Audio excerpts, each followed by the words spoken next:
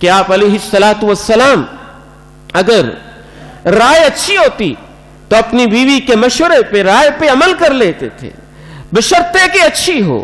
اچھی رائے عورت بھی دے سکتی ہے، اچھی رائے مرد بھی دے سکتا ہے، غلط رائے عورت بھی دے سکتی ہے اور غلط رائے مرد بھی دے سکتا ہے۔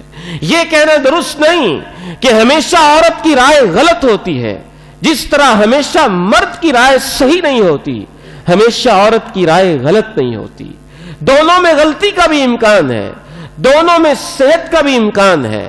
میرٹ کو دیکھا جائے گا، جس کی رائے درست ہے اس پہ عمل کیا جائے گا۔ صلح حدیبیہ کا موقع ہے، آپ علیہ السلام بہت پریشان ہیں۔ زندگی میں کبھی ایسے نہیں ہوا کہ آپ نے صحابہ کو کوئی حکم دیا ہو اور صحابہ اس کو مانتے نہ ہو۔ یہ زندگی کا پہلا موقع ہے۔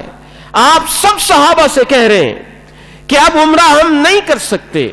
صحابہ کے اپنے جذبات کہ اتنے میلوں کا سفر طے کیا اور میلوں کا سفر طے کرنے کے بعد مکہ سے چند کلومیٹر کے فاصلے پہ ٹوٹے ہوئے دل لے کے بیت اللہ کی زیارت سے محروم ہو کے ہم واپس کیسے جائیں گے؟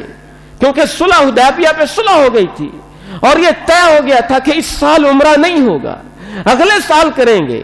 وہ بیت اللہ کی محبت، خانہ کعبہ سے محبت، ہاتھوں کے اندر قربانی کے جانور پکڑے ہوئے اور اپنے جسموں پہ احرام کی چادریں پہنی ہوئی، اور صحابہ کا ایمان اور خانہ کعبہ سے محبت اور خصوصاً مکہ سے ان کو تو دوہری محبت، وہ جگہ جہاں بچپن گزارا تھا، سب کچھ دیکھے بغیر اب واپس جانا۔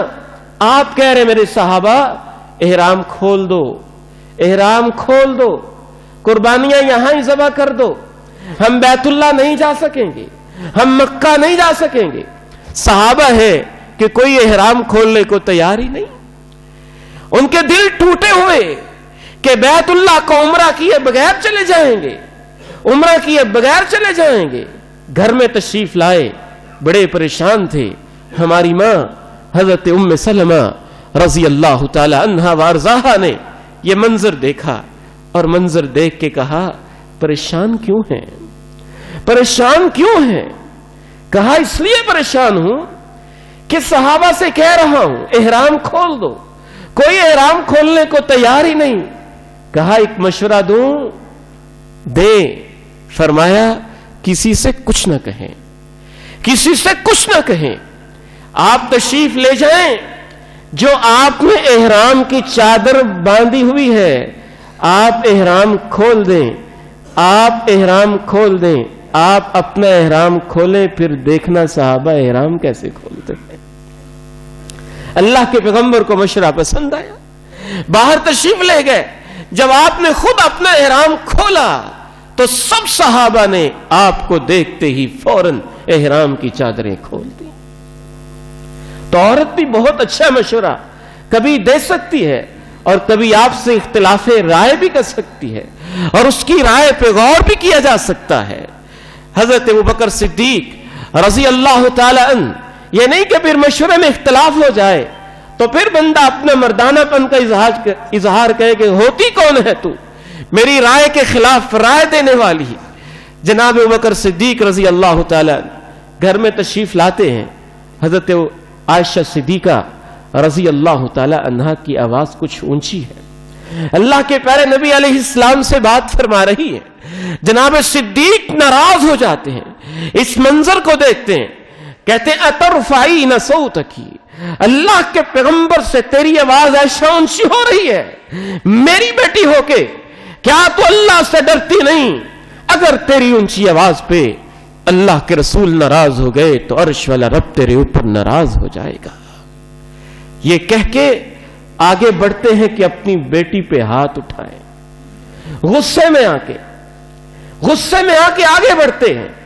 اللہ کے پیغمبر علیہ السلام اپنے سسر محترم جناب صدیق رضی اللہ تعالی عنہ کے ہاتھ کو روک لیتے ہیں، پھر معمول کے ساتھ زندگی شروع ہو جاتی ہے۔ ایک دفعہ دوبارہ تشریف لاتے ہیں، ایک اور منظر دیکھتے ہیں، اجازت لے کے اندر آتے ہیں، آپ علیہ السلام بھی مسکرا رہے ہیں۔ ہماری ماں حضرت عائشہ صدیقہ رضی اللہ تعالی عنہا طاہرہ مطہرہ وہ بھی مسکرا رہی ہیں.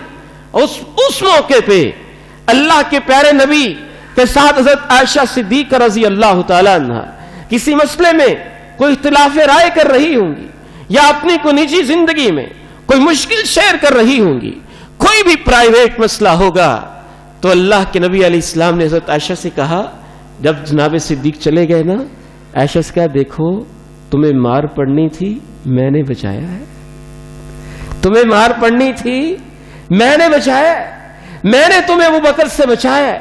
محبت کی زندگی شروع ہو جاتی ہے.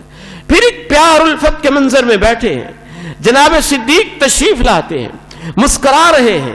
جناب صدیق کو پرانا واقعہ یاد آ جاتا ہے. آپ فرماتے اللہ کے پیارے نبی اس وقت آپ کے گھر میں پریشانی والا مسئلہ تھا اور میں آ گیا تھا, تو مجھے اندر مداخلت کرنی پڑی تھی. اے اللہ کے پیارے نبی آج اپنی محبت میں بھی مجھے اپنا حصہ دے دینا, اپنی محبت میں سے بھی مجھے حصہ دے دیں.